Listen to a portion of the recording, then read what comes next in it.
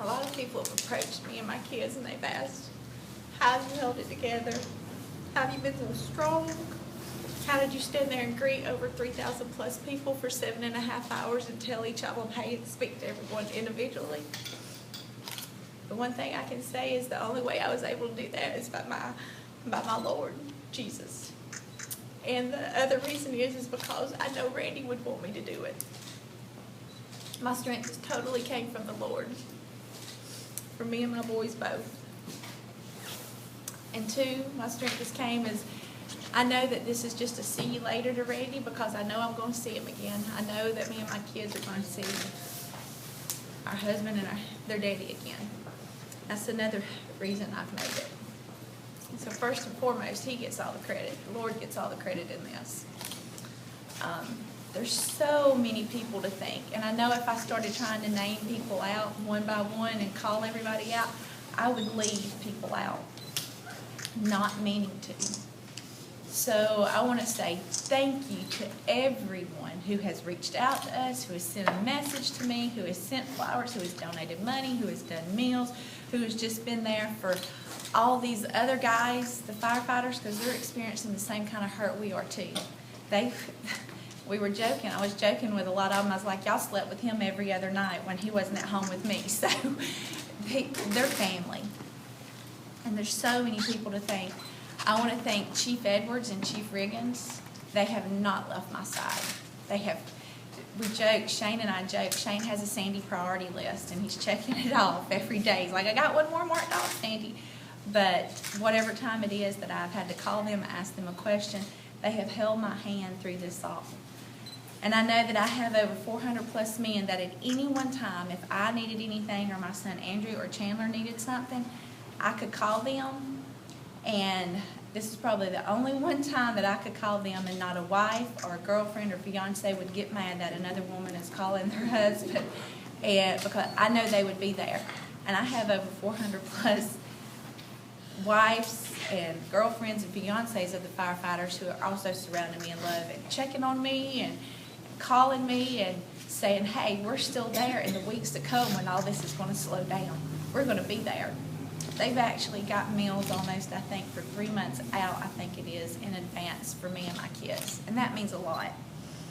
The Novice Health Hospital, the night that we were down there at the hospital, the administrators come out, all the nurses, some that were on call there, some that just came in because it was the firefighters thing. They opened up their auditorium for me and my kids and all the family, and all the firefighters come in, and we stayed, I think, till after midnight that night. And they all were coming up, loving on us and hugging on us, and they sent me some gorgeous flowers. I want to say thank you to them. To the City of Macon. Mayor Rickart's been great.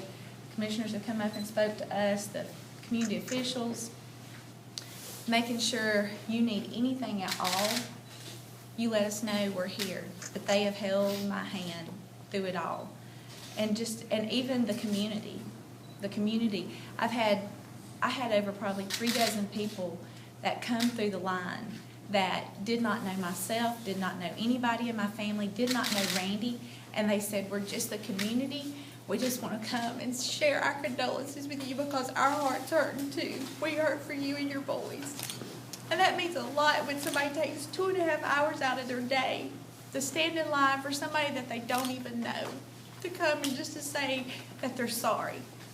And then even in the funeral procession of how people were standing out there in the cold with kids holding flags, or people out there saluting, or people sitting, out there holding American flags, businesses waving at us as we went by.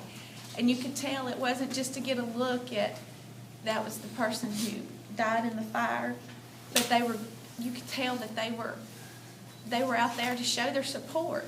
People who he's even helped and rescued before would come through the line, and I've got cards from people. His North Georgia Medical Transport team where he works part-time, they've been great. They've called, they've sent, they've kept a check, because Andrew works there also, and they've kept a check on him. The school system has been great because they've kept a check on Chandler. And it's just been amazing at the community outreach that has just brought this community together. I want to say thank you to all the media. You guys have been great. You guys have respected our privacy during this time, and you have not pushed me to say anything or answer any questions until I was ready. You've given me and my kids a chance, and I appreciate that a lot. And all the pictures that y'all have done, they have been great. I appreciate how that you were there at the visitation and got pictures and presented my husband, and even on the day of the funeral.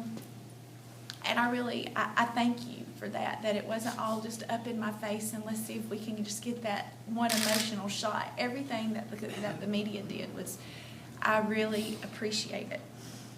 My church family, Christ Chapel, how they brought churches in from our surrounding campuses, have been there supporting us amazingly and lifting my kids up in prayer and just loving on us and loving on others. I mean, all the firefighter guys, all the people who brought food in for the funeral. We had enough to feed left over that we were able to feed every fire station in town that night, and plus give out to some more families.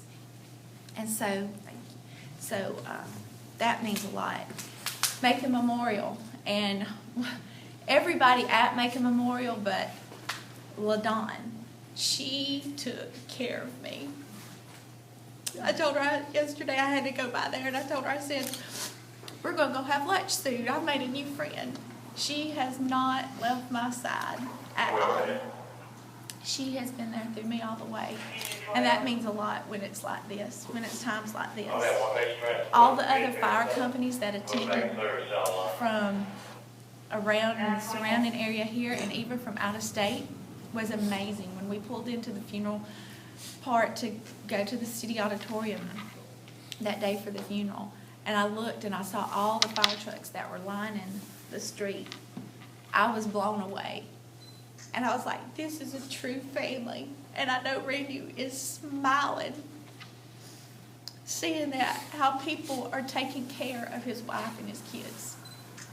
He would be happy. He would be there at the burial.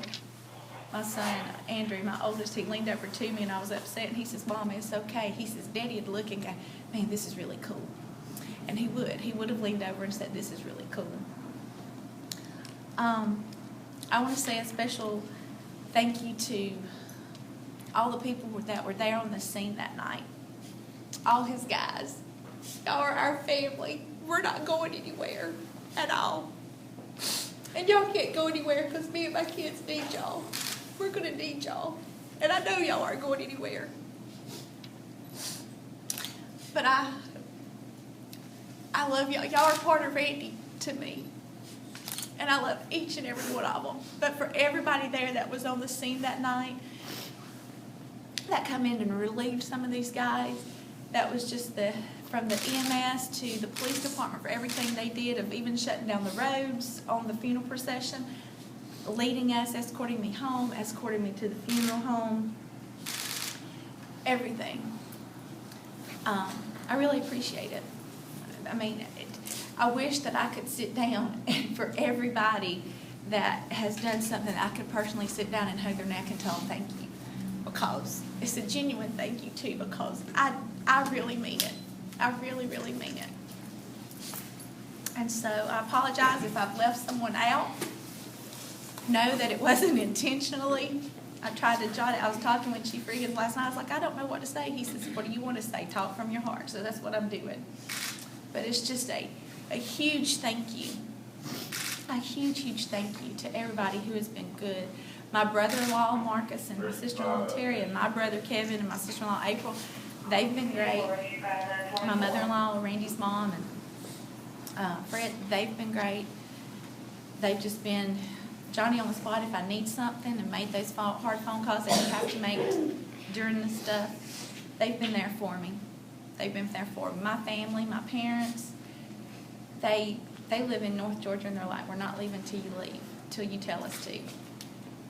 And I just want to say just thank you to all my family, all my friends. We're still going to need everybody in the weeks and months to come, because it's going to get hard. Yesterday was a hard day. The day before was a hard day. But I know it's gonna get easier, and I know that Randy would look at me and he'd go, "You got 2 boys that you gotta take care of, come on, you can do this." And he would always look at me and he'd look at me. When I'd have something big to do for work or something like that, his thing he would say to me is, he says, "Baby, you got this." And he'd give me a little wink. And I feel like that's what he's saying right now. He's like, "You got this, you can do this." So, again, just thank you. Just, that's the only thing I know to say is just thank you so much to everybody. I really appreciate it. Me and my kids do. Sandy, what do you think Randy's legacy will be? Oh, wow.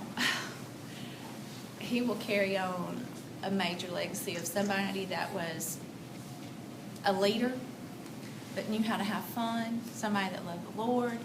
One of his guys told me, he said, sometimes people said they didn't like him, but it was always when they were on a scene or something. I said, Randy didn't mess around when he was on a scene. Randy didn't mess around when he was trying to train.